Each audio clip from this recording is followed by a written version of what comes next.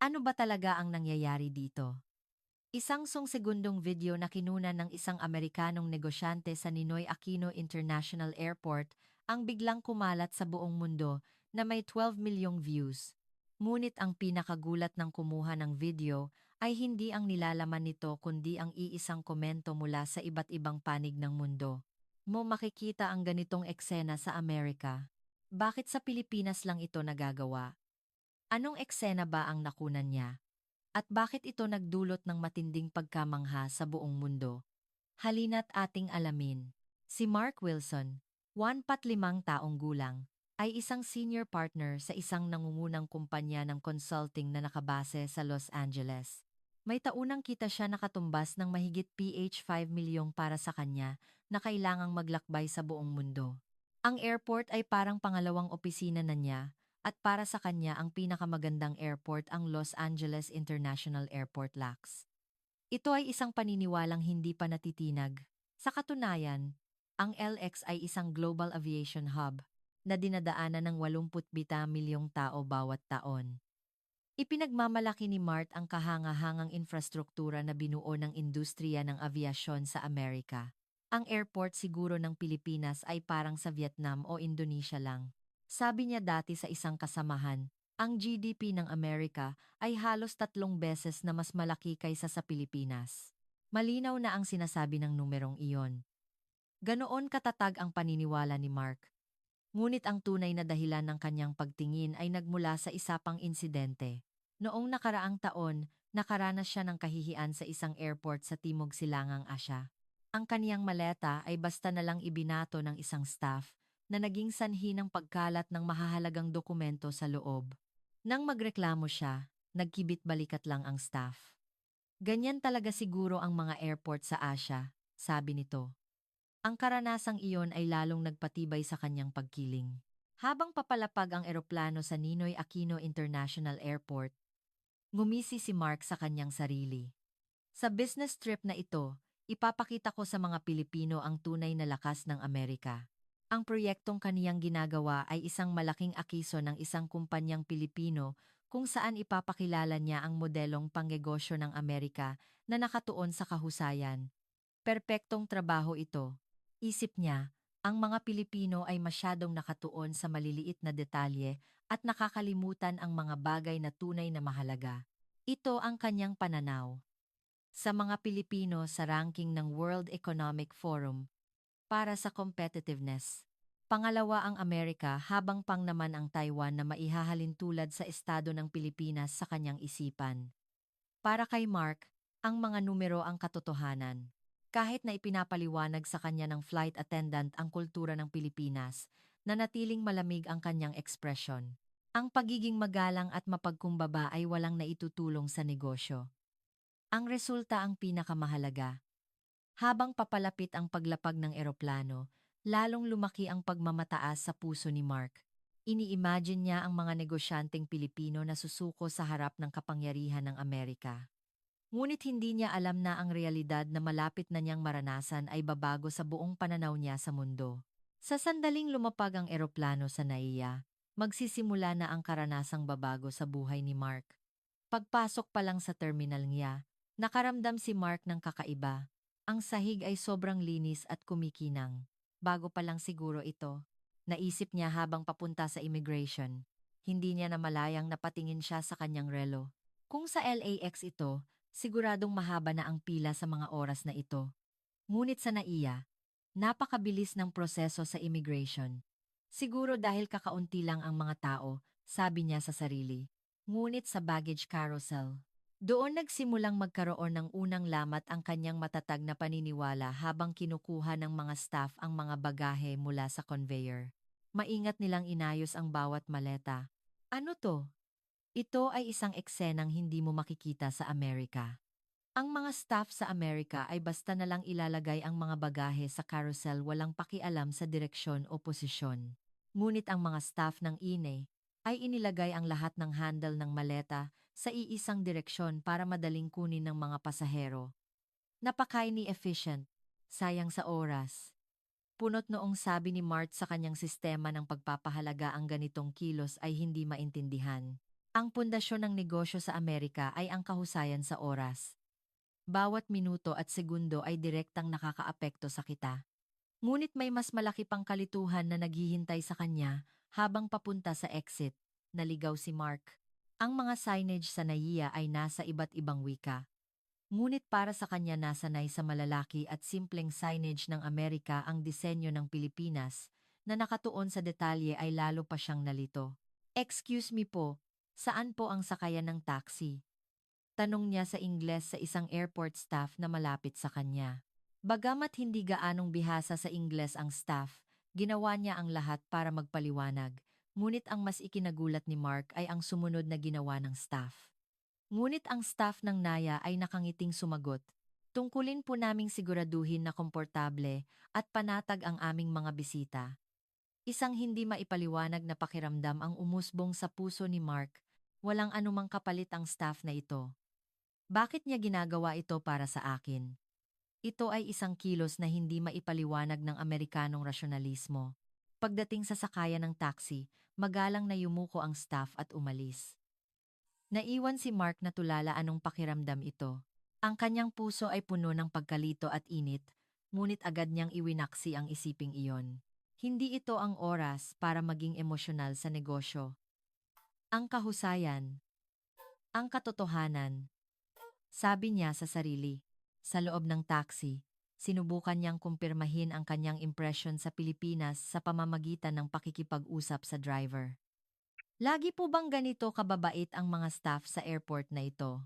Ang driver ay sumagot na parang natural na bagay lang iyon.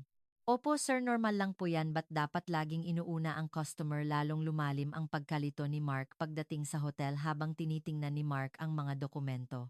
Para sa negosyasyon kinabukasan, hindi niya mahanap ang isang mahalagang presentation material. Naalala niyang inilagay niya ito sa check-in luggage niya kagabi. Huwag naman sana.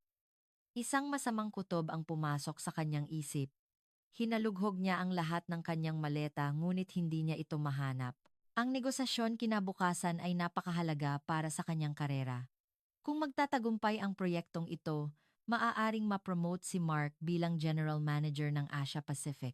Ngunit kung wala ang mahalagang dokumentong iyon, malamang na mabigo ang negosasyon, buwisit. Ang bangungot na naranasan niya sa Asia ay muling bumabalik, nawawalang bagahe, mga staff na walang pakialam. At sa huli, kailangan mo na lang tanggapin ang malas. Naniniwala siyang pare-pareho lang ang mga airport sa Asia. Kinabukasan, tumawag siya sa Lost and Found Office ng NA. Nawawala ang isang mahalagang dokumento. Kagabi lang po ako dumating.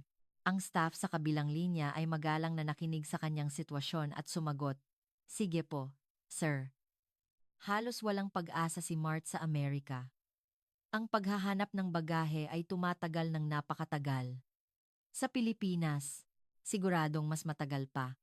Ngunit taliwas sa inaasahan, tumunog ang telepono pagkatapos ng 20 minuto.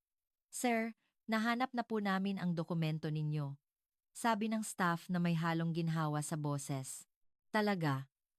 Hindi maitago ni Mark ang kanyang pagkagulat. "Opo, sir. Nakita po ito kagabi ng aming janitor sa ilalim ng upuan. Agad po naming itinago rito."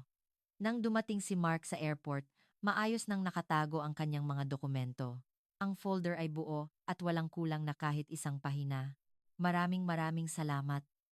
Malaking tulong ito. Ngunit ang sumunod na sinabi ng staff, ang nagpatulala kay Mark. "Sa totoo lang po sir, ihahatid na po sana namin yan sa hotel ninyo.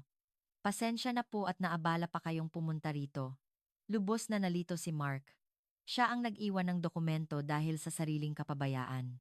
Ngunit ang staff pa ang humihingi ng paumanhin sa kanya at balak pa sanang personal na ihatid ito sa hotel. Ito ay isang serbisyong hinding-hindi mangyayari sa Amerika. Bakit niyo ginagawa ang lahat ng ito? Para sa akin, hindi napigilan ni Mart na magtanong. Ang staff ay sumagot na may bahagyang pag-aalinlangan dahil po hawak namin ang isang mahalagang gamit ng customer. Responsibilidad po naming ibalik ito sa inyo ng ligtas. At saka paano po namin matitiis ang isang customer na may problema? Isang hindi maipaliwanag na damdamin ang muling bumalot sa puso ni Mark. Ang staff na ito ay walang obligasyong gawin ito. Bakit napakasipag niya? Kahit walang benepisyo o gantimpala, bakit handa siyang isakripisyo ang kanyang oras para sa iba? Masaya po akong makatulong. Ang ngiti ng staff ay tila nagmula sa puso na parang para sa sarili niyang tagumpay. Ang kanyang ikinagalak sa taxi papunta sa meeting. Malalim ang iniisip ni Mark ang lahat ng naranasan niya sa nakalipas na 24 na oras ay hindi maipaliwanag ng kanyang sistema ng pagpapahalaga. Ang mga kilos na ito ay salungat sa kahusayan at rasyonalismo. Ngunit nag-iwan ito ng magandang pakiramdam sa kanyang puso. Mayroon ba akong nakaligtaang mahalagang bagay? Ngunit agad niyang iwinaksi ang isiping iyon, huwag maging emosyonal sa negosyo. Ang resulta ang lahat. Pag-udok ni Mark sa sarili. Desidido siyang patunayan ang kahusayan ng Amerikanong business model sa nalalapit na negosasyon. Ang negosasyon ay naging mas maayos kaysa sa inaasahan. Ang presentasyon ni Mark ay perpekto, at ang mga eekutibo ng kumpanyang Pilipino ay nakikinig ng mabuti. Kung gagamitin ninyo ang aming sistema, mababawasan ng 3% ang inyong gastos at kalahati ng manpower. Tila interesado ang panig ng Pilipino sa mga numerong nagpapakita ng kahusayan. Ngunit sa pagtatapos ng negosasyon, isang hindi inaasahang tanong ang lumabas. Paano naman ang mga empleyado? Naisip niyo ba ang mga posibleng matanggal sa trabaho na pang-isi si Mark sa kanyang isipan?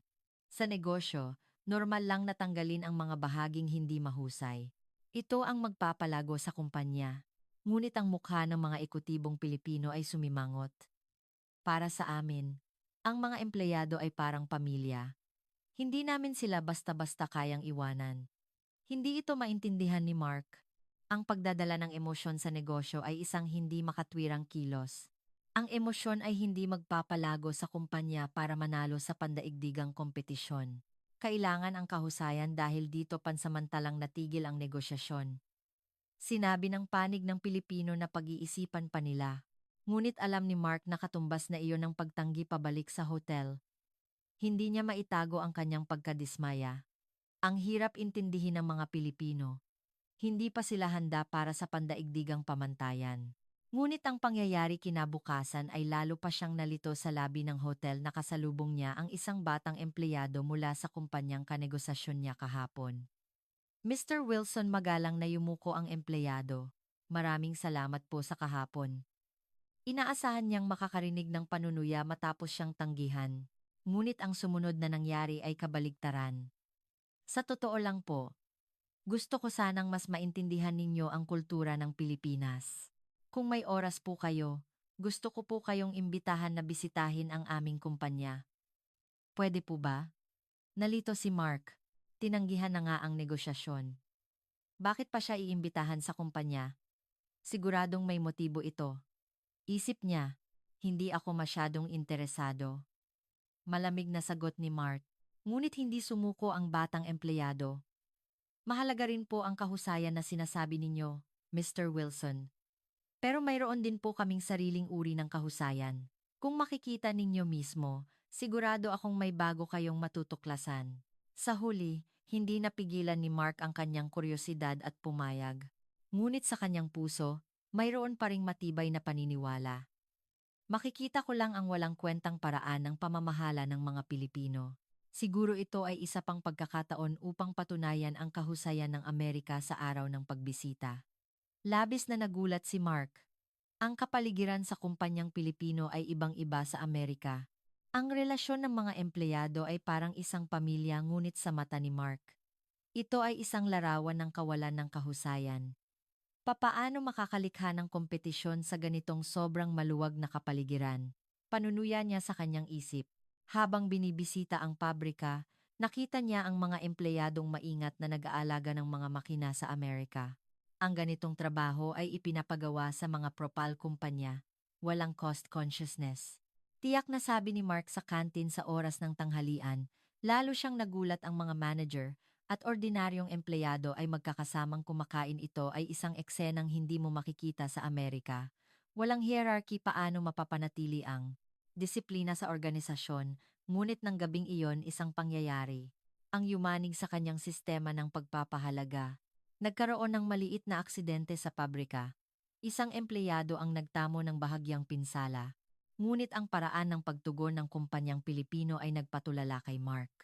Sa sandaling mangyari ang aksidente, nagbago ang kapaligiran sa pabrika, ngunit hindi nagkaroon ng kaguluhan tulad ng inaasahan ni Mark sa halip.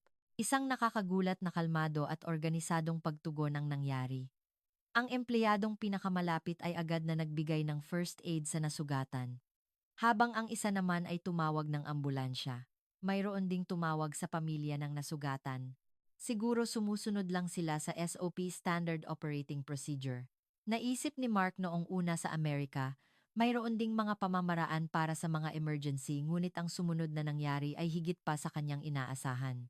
Nang dumating ang factory manager sa lugar, ang una niyang ginawa ay humingi ng paumanhin sa nasugatan. Pasensya ka na. Kasalanan ko ito dahil sa aking kakulangan sa pamamahala. Kung sa Amerika ito, ang unang gagawin ay alamin kung sino ang may kasalanan at suriin ang legal na panganib. Ang ganitong emosyonal na paghingi ng tawad ay itinuturing na mapanganib. Ngunit ang paghingi ng tawad ng factory manager ay halatang mula sa puso at ang mas nakakagulat ay ang mga sumunod na pangyayari. Nang madala na sa ospital ang nasugatan, tinipon ng factory manager ang lahat ng empleyado. Ang aksidenteng ito ay dahil may problema sa ating safety management simula bukas. Muli nating susuriin ang lahat ng proseso ng trabaho. Hinding-hindi na dapat maulit ang ganitong aksidente. Lubos na nalito si Mart. Ang sanhi ng aksidente ay kapabayaan mismo ng nasugatan. Bakit kailangang akuin ng factory manager ang responsibilidad? Kung sa Amerika ito ay ituturing na personal na responsibilidad. Ngunit ang hindi niya maintindihan ay ang reaksyon ng ibang empleyado. Walang sinuman ang nanisi sa factory manager. Sa halip lahat ay nagsabi, dapat mas naging maingat din kami. Ang buong organisasyon ay sama-samang umako ng responsibilidad, napakawalang husay nito. Reklamo ni Mark sa kanyang isip ngunit ang nakita niya kinabukasan ang nagbigay ng tiyak na lamat sa kanyang pananaw. Nang bumalik siya sa pabrika, ang empleyadong nasugatan kahapon ay bumalik na sa trabaho maibenda pa sa katawan. Bakit hindi ka magpahinga? Hindi ba't may karapatan kang mag-sick-leave? Tanong ni Mark. Ang empleyado ay sumagot na may pag-aalinlangan. Nakaabala na po ako sa lahat. Paano pa ako magpapahinga? Maliit na sugat lang naman po ito. Pwede pa akong gumawa ng paperworks. Ang sagot na ito ay nagpatahimik kay Mart. Sa Amerika, normal lang na magsikle ng matagal dahil karapatan iyon ng manggagawa. Ngunit pinili ng empleyadong ito ang responsibilidad kaysa karapatan. Ang mas nakakagulat ay ang kilos ng ibang empleyado. Natural nilang pinaghatian ang trabaho ng nasugatan.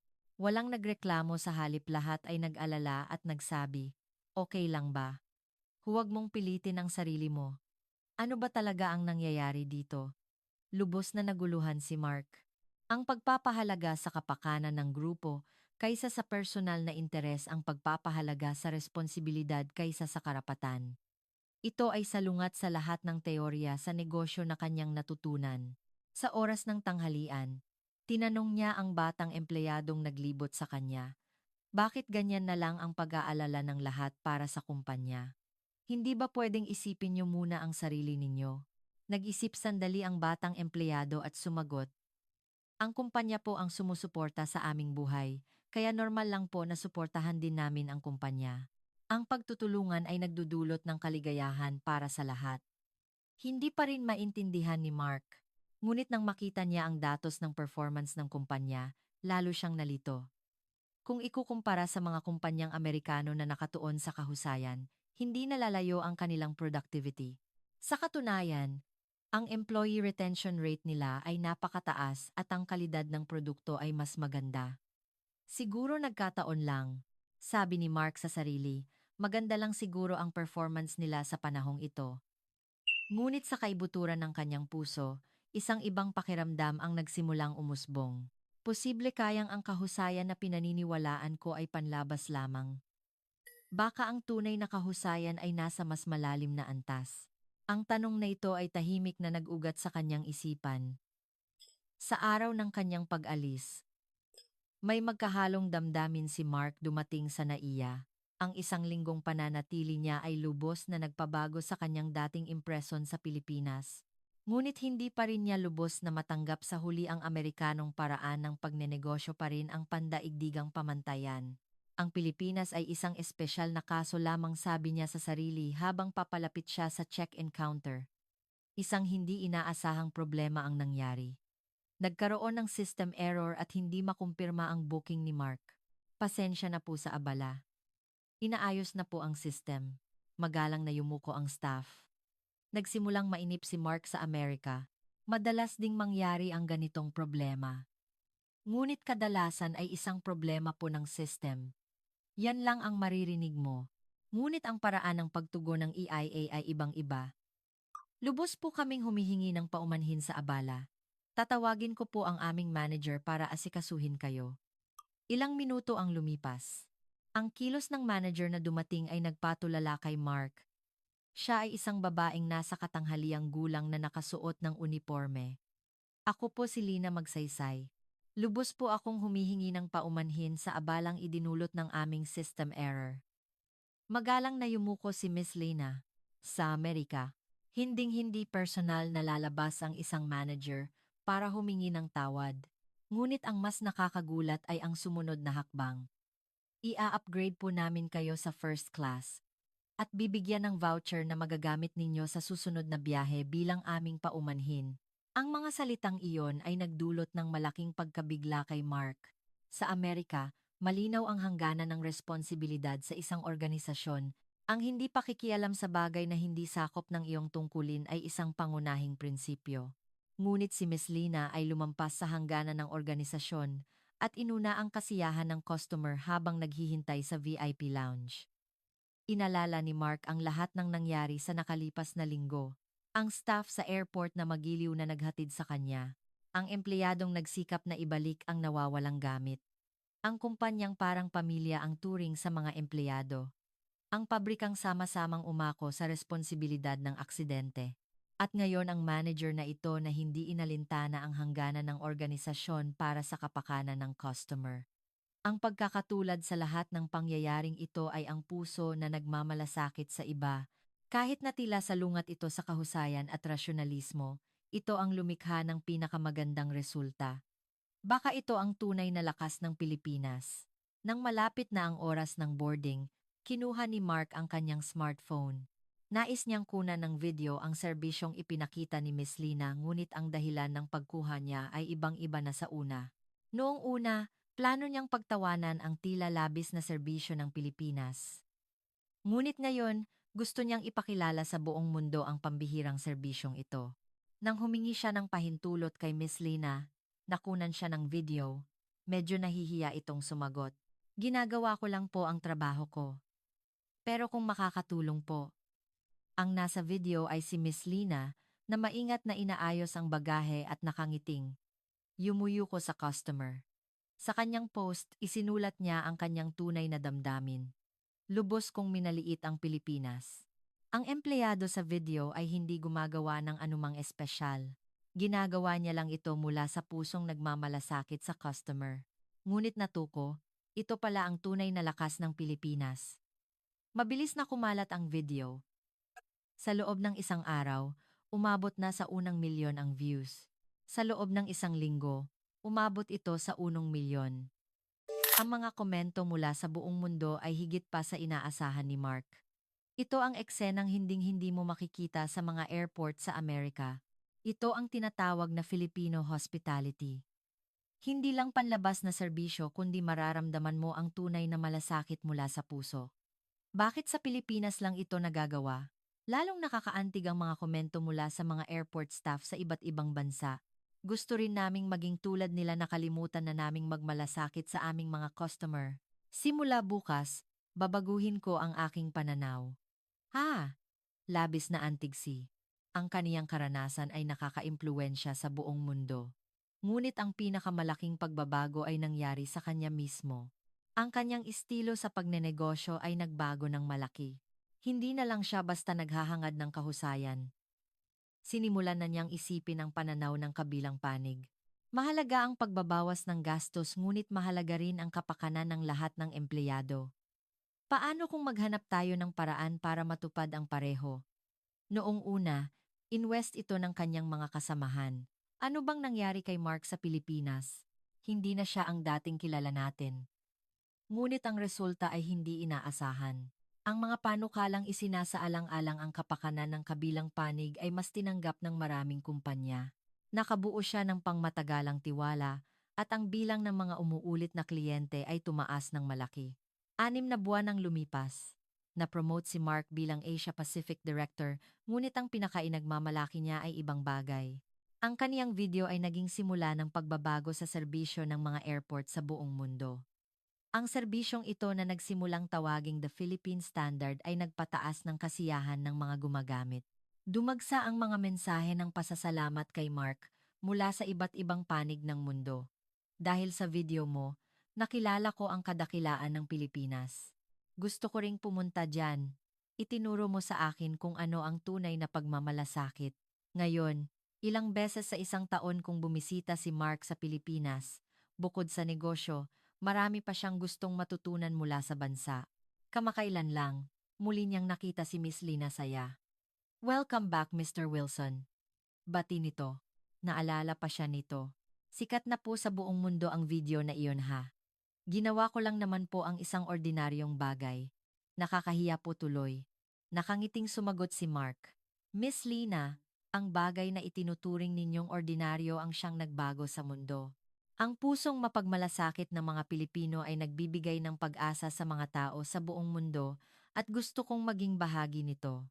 Habang naglalakad sa NAIA, puno ng pasasalamat ang puso ni Mark. Lubos siyang nagpapasalamat sa swerteng makilala ang Pilipinas at kasabay nito nahihiya sa kanyang kayabangan.